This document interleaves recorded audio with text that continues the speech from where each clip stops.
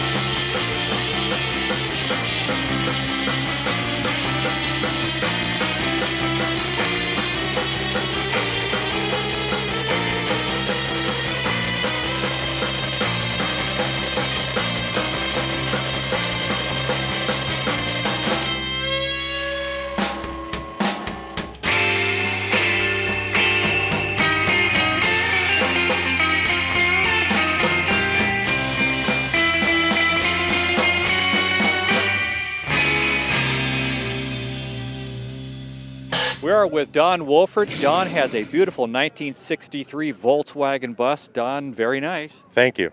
Rather unusual paint job. I first noted, before I met you here today, I picked up a copy of the Lake Havasu City newspaper, I think it's the Herald, yes. And there on the front page is a really nice picture of your car. How did you choose that paint job, and how did you end up on the front page of the paper? Actually, I've had the car since high school, and a friend of mine originally painted it this color. I just redid it a little nicer in the same theme. Just for fun, or were you trying to convey some sort of message, I'm out of Africa or something? No, not really. Just did it to stand out away from the other buses because I've been studying them for years, and I wanted to build a car that really stood out.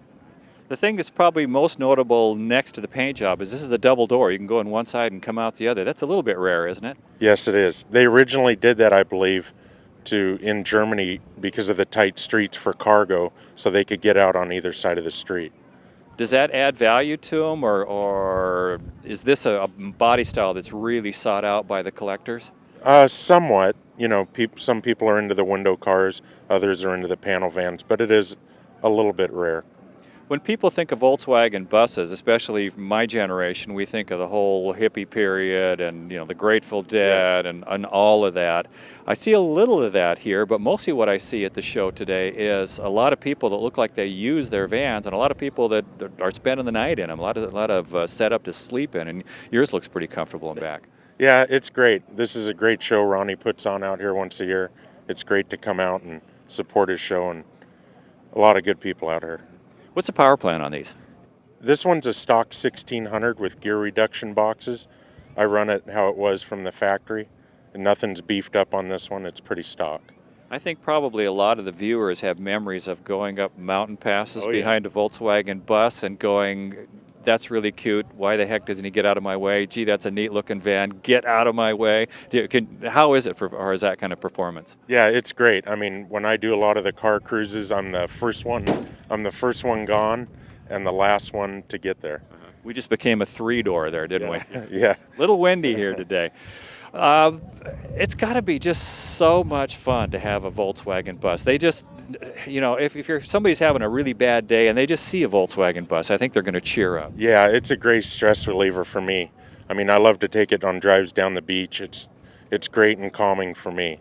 And you came in from Huntington Beach, California, so this is a surf wagon almost. Yeah, it is. I like to take drives up and down the beach. And the rack on the top, that's pretty neat. Is that something that was offered specifically for Volkswagen buses? It was an option for a lot of people, and this happened to come with the bus, so I restored it also and added a nice ladder coming down the side for a good touch. And inside all those suitcases are spare parts for your trip? Yeah, a lot of zip ties and a lot of wrenches. Yeah.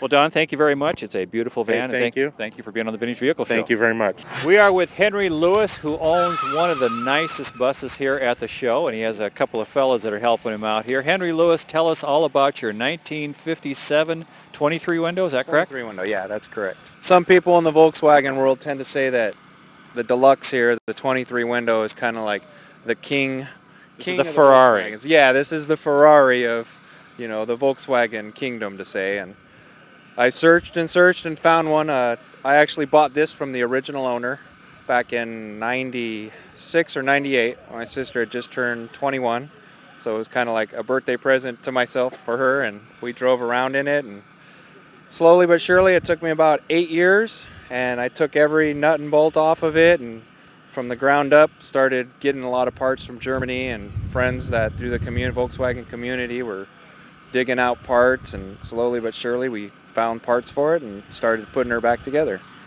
Maybe there's two answers, or maybe there's just one. The obvious answer is the 23 windows, the extra windows along the roof line, just to give you that sort of Vista Dome thing and enjoy the view. But when they originally designed these, did they have anything else in mind, purpose for those windows? No, you driving it, and they'll probably agree with me, you kind of feel like you're driving in a fish tank. I mean, everybody's looking at you, and the kids kind of always think people are looking at them, and they always get nervous when people are pointing and looking, but 90% of the time they're looking at the car. And they made the corner windows what makes it a 23 window. You'll see some of the buses from 62 to 67 didn't have these. It'd be a 21 window. It's still a Deluxe, but corner windows were just for extra visibility. Some of them have logos on the side, and they used them for hotels to transport people from airports back to the hotel, and pretty much a passenger vehicle. Yeah, this is a 9-seat, right? 9-seater, yes, sir. And speaking of fishes and fishbowl, let's find out from the fishes themselves. How do you like this van? Cool. Is this, are you working on your dad to maybe get him to make this yours when you turn 16? You think that'll happen, or is that going to happen to your brother over there? Me, because I always help him whenever we go to car show to clean the bus, tell everyone about it. Is that right? He says he's getting it, not you. Yeah, that's right. Boy, that's an easy fight. Well, then that makes it easier for me. I'll just have to buy a couple more buses for them. Henry, thank you very much for talking to us on the Vintage Vehicle Show. Thank you, gentlemen. Come on back.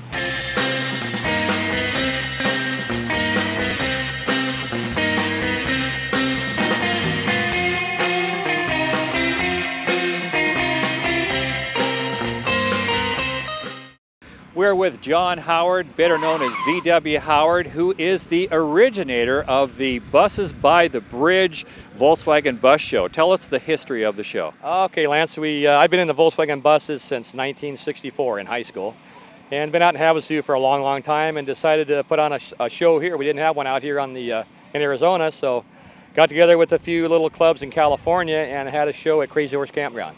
And that was 1991, and we had 23 buses. And that was it. And then after that, started a show in Jerome also. And another club took that over, and we decided to get the Buses by the Bridge going again in 1996. And so we've gone 10 years now. So this will be our 11th one. And you have over 200 buses here, right?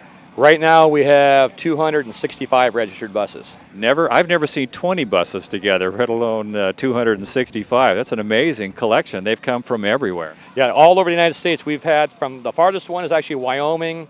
We've got some people from New York that heard about the show and side-tripped over to here. They didn't come specifically to the show, but clear from New York. A lot from Colorado, Washington, up Seattle area, Oregon. I guess they say with Harley Davidsons, you either get it or you don't. Maybe that applies to Volkswagen buses too. They're so, in some ways they're kind of impractical, but in many ways they're very impractical. What do you think it is, the appeal of Volkswagen buses? I've got Harleys also, and it's the same thing. To me, it's the journey. Everybody's got a little story of a Volkswagen bus. I mean, you talk to anybody, their parents had one, their friends had one, and it's just part of to me, it's the trip, it's getting there. And every one of these buses was driven here. A couple of them broke down on the way, so they were trailered in, but every one of the buses here today drove into this trip, so that's part of the fun of it. And you have a real cross-section of stock, custom, Concours kind of restorations. You have funky, primered, how did they make it here? You have everything in between. You have customs. It's a real cross-section. It is, and that's what's nice, and it is a great cross-section. We have buses from, I think the oldest one I've seen a 56 here, and the newer ones, we have the new vanning is up in the late 90s. Tell us a little bit about your bus. Okay, this is a custom bus. I'd never built a custom bus. I've always done stock. And I decided to do a custom one time just to try it. It's a 1962 double door walk-through bus. But double door means it's got doors on both sides. Walk-through, it came with the factory bucket seats in it. And I've lowered it, put drop spindles on it, what they call a straight axle kit in the back. I actually made it look like a 61 by changing the front turn signals and the tail lights. I like the look of the older style. I don't think people think of performance when they think of a Volkswagen bus, but how are they? Or does that run the gamut? Ones that can't get out of their own way to ones that are pretty fast? It does. They go from 36 horse original up to this bus I've got right here has about 80 horsepower. And with the straight axle kit in the back, I can cruise very easily at 75 miles an hour on the freeway. That's very sufficient. In a windy day like today, how's side winds knock these around, or are they pretty stable? No, it knocks you around. Side wind today on I-40, I'd be down to 60 probably, or 65 just to be safe. Well, it was probably better than driving your Harley in this wind and cold. Yeah, it is. Harleys are just as bad on a crosswind too. All right, VW Howard, thank you very much. Thanks for inviting us to the show here. If it wasn't for you, we wouldn't be here. Lots of fun, lots of Volkswagens here. We really appreciate you being here, Lance. All right, really thanks. Thank you very much.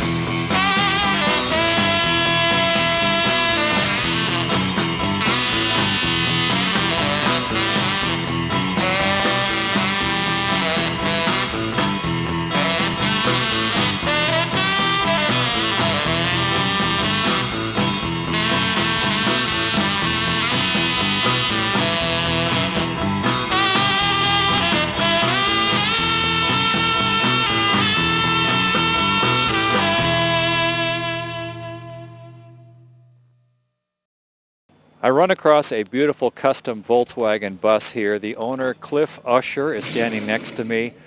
I'm thinking about maybe doing an interview with Cliff, and then he mentions that he watches the show every week in Las Vegas, right, Cliff? Just about every week. Just about every week. Well, thanks for watching the show. And you have one of the custom buses here. It's customized. You've got some tribal flames on it and a nice paint job.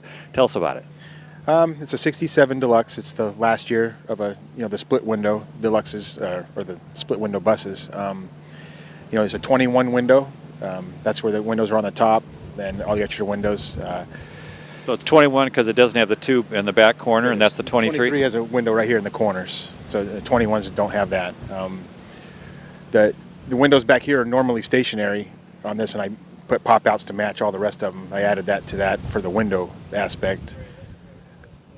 You're covering a couple different territories with this, in that it's a Volkswagen bus, you've got the Volkswagen community, but it's also customized. So you can take this to a Volkswagen show, or you can take it to the Grand National Roadster show, or Hot August Nights or something, and be appreciated by both crowds, I would think. Exactly. Like in Las Vegas, we have an assortment of different car shows that come through there, and I've had it to like the Hard Rock Cafe with the Hot Rod guys. But like everything on this that I've done, I didn't cut anything out. I didn't put tubs in it to lower it. I mean, everything. Somebody else bought this one to go back to the exact original. They can easily do that. Like I still have the exact transmission that comes with it with the reduction boxes. I got the original stock beam. That's this beam here has been narrowed. So you could lower down a little nicer. For the stance I was looking for. So when you're cruising down the highway, lots of thumbs up, lots of people waving at you. Yeah, it's definitely an eye catcher. And after, like speaking cruising down the highway, these buses were made to go 60, 65. This bus here will do 80 to 85 miles an hour. It's it's a little kind of scary just knowing that there's you and a piece of sheet metal ahead of you. That's if you do hit something that. There's 18 gauge piece of metal between you and the impending semi truck. Yeah, or just the jet of Volkswagen bumper that you wouldn't expect to. You expect that to take the brunt. This thing probably scare you a little. Yeah. So that's faster than the 65. So you've done some work on the motor. Yeah, it's a 2-liter motor. It's a bigger, completely redone, dual carburetors. The whole new cam, new everything's on it. I know Porsche motors. Am I correct that they basically bolt right into these? You can put a Porsche motor in. There's a little bit of stuff that you need to do, but you can put one. You can put a Subaru motor in here. I've never heard of that. How often is that done? Well, it's done. I mean, not a lot, but like any of the sand rails, the race cars, a lot of those guys have a Subaru motor in their car. You have to get the different transmission, and it has a different bolt. There's 6 bolts on it, so you have to get an adapter for that for your bus. But you can put a Subaru motor in your Volkswagens. I've noticed the price on these. There used to be a fun special interest car that you could get for a pretty reasonable price, but it seems like that's changing real quick. Well, for this bus, all the work I've done to it, there's a lot of, I have Porsche disc brakes all around Porsche. These are from a 2003 Porsche Boxster, but I had the guy come out, the company that does appraisals for my insurance, and this is appraised at $60,000. $60,000. Right. And I've been offered $50,000 for it a couple of times at the Classic in California. From the Japan, most of the Japanese market will pay you that kind of money to get a car over there, especially with the stuff I've done to it. And then all the auctions that are in this general area in Arizona, I know they're getting huge money for Volkswagen buses. Right. Yeah, they're one of the hardest things to get now. I mean, you can get bugs everywhere, but the buses, it's getting a lot more popular. As you can see here, this thing started off, with just 20, 30 buses, and last year it was 306 buses here. If somebody wants to get a Volkswagen bus, they find a beater, rusty Hulk somewhere, what's your advice to them?